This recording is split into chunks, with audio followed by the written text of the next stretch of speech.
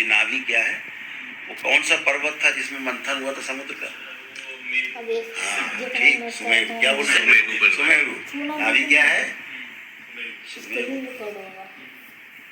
ठीक, चलते हैं आगे, चलते हैं।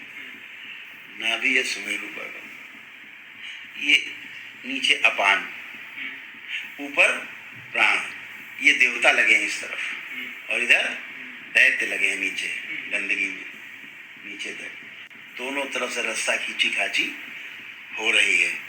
इधर की वायु इधर, ये इस पे प्रहार कर रही है, वो उस पे प्रहार कर रही है। मंथन चल रहा है नाभि के पास, यही समुद्र मंथन है। चारों का मंथन वायु उसी अनुसार चल रही है, टक्कर मार रही है। जो भारी पड़ जाएगा इसका कुछ वही जो है अमृत पाएगा। तो नाभि में अमृत, तो मैं एडिटिंग करने के लिए कोई ऐप ही नहीं है, 14 रत्न निकलते एडिटिंग करने वाला ऐप तो दोनों तो ये टक्कर मार रही है। तो सुमेरु का काम क्या है? बैलेंस करना। क्या बैलेंस कर रही? एक होती समान वायु, वो आती है फिर बीच में, वो बैलेंस करती है, इसे समान नाम। हाँ, तो इससे कच्चा विष पैदा होता है। इस मंथन से, प्राण वायु के अपान वायु के टकराव से जहर पैदा होता है। अगर ये जहर ऊपर चढ़ा क्या किया? तो ये धारण कुछ नहीं किया, इसको आवाज बढ़ाइए, करने का स्थान नीलकंठ स्क्रीन छुई भी नहीं ना हो। ऊपर न चढ़ने पाए ब्रेन में, अरे वो स्क्रीन न चढ़ने पाए तो कौन आएगा? समान वायु। सर दर्द कर रहा है, तुम बताओ मेरे पास, तुम्हारा सर समान वायु भाई, नहीं ऊपर नहीं चढ़ने देना है, इसको बदल देना है अमृत में। जो जहर है, इस जहर का सदुपयोग करना है, अमृत की तरह इसका पान करना है। तो वो समान वायु करती है ये काम को, व्यान उसको पूरे शरीर में व्याप्त कर देती है।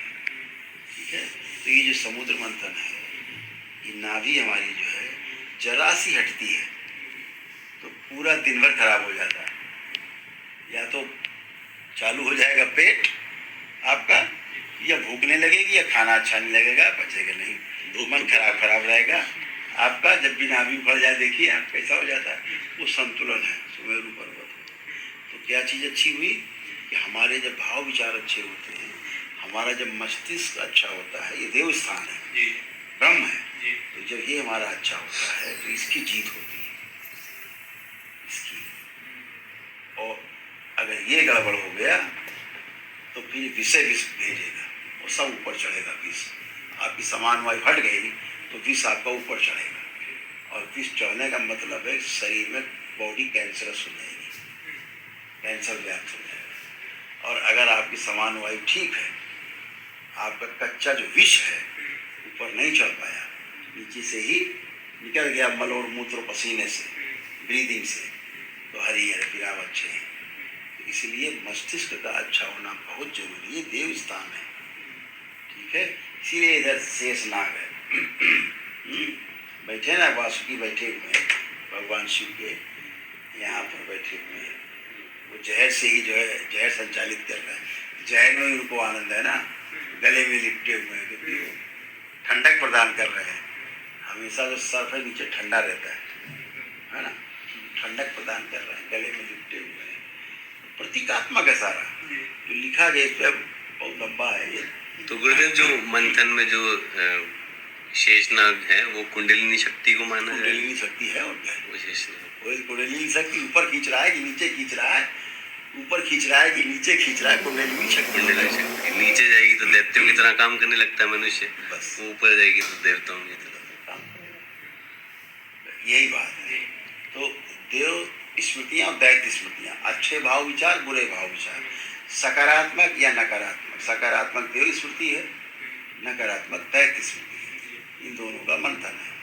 तो ज़्यादा जो भारी पड़ जाता है उससे फिर विष उत्पन्न होता है, विष से स्वेलिंग उत्पन्न होती है मस्तिष्क में, स्वेलिंग से फिर ट्यूमर बनने लगते हैं धीरे धीरे, रक्त और ऑक्सीजन की सप्लाई कम होने लगती है ब्रेन में, फिर वहाँ ट्यूमर बनने लगते हैं। क्योंकि रक्त में जो हीमो होता है, हीमो का काम होता है जहाँ पर खून की सप्लाई हुई है वहाँ पर जा कर के वो रक्त ने अपना काम किया आखिरी लास्ट ब्लड वेसल्स तक, और वहाँ पर चीज़ों को, ऊर्जा को जलाया, ऑक्सीजन भी साथ में गई तो चीज़ों को जलाया, वहाँ कार्बन जो बना, ऊर्जा बनी, ऊर्जा कंज्यूम हो गई, जो कार्बन बना तो फिर से रक्त जाता है, उस कार्बन को अपने में समेट के लाता है और फिर इससे निकालता है, उसको हम बोलते हैं कार्बन डाइऑक्साइड। कार्बन को इससे निकाल देते हैं, ठीक है, एक रास्ता है कार्बन निकलने का। लेकिन जब वायु वहाँ जाएगी नहीं, प्राणवायु, ऑक्सीजन जाएगी नहीं ब्रेन में, तो वहाँ से कार्बन को लेके कैसे आएगी? कार्बन डाइऑक्साइड कैसे बनेगी?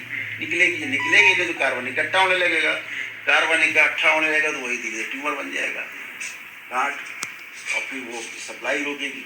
फिर ब्रेन कहेगा कि भैया अवरोध हो रहा है यहाँ पर, तो खोलने का प्रयास करेगा, खोलने में ब्रेन ट्यूमर फट जाएगा, ट्यूमर फटा, बोले क्लॉटिंग हो गई, बोले क्लॉट आया, हार्ट फंस गया, बोले हार्ट अटैक हो गया, फंस गया, बोले लकवा मार गया। ये है, तो ब्रेन को ठीक रखना है। ये ठीक तो ये सब ठीक, ये नहीं ठीक तो कुछ भी नहीं ठीक, समझ रहे ना? इसलिए स्थूल रूप में इसको ठीक रखना है। प्राण जैसे हमेशा ठीक बच्चों का ठीक है, और अपना प्राणायाम और सब कर रहे हैं, आसन प्राणायाम कर रहे हैं, उससे उनका ठीक रहता है, बना रहता है। लेकिन अब गड़बड़ हो गया है तो अब ये औषधि से ठीक होगा। और संसार में ऐसी कोई औषधि आज तक नहीं बनी है जो ब्रेन की स्वेलिंग को दूर कर दे, ना खाने वाली ना लगाने वाली। हो गया जी। एक सूचना और है केवल सबके लिए हो गया। दरबार की ओर से कि दिखा माता दीजिए, का, मत तो करो। माँ कामाख्या का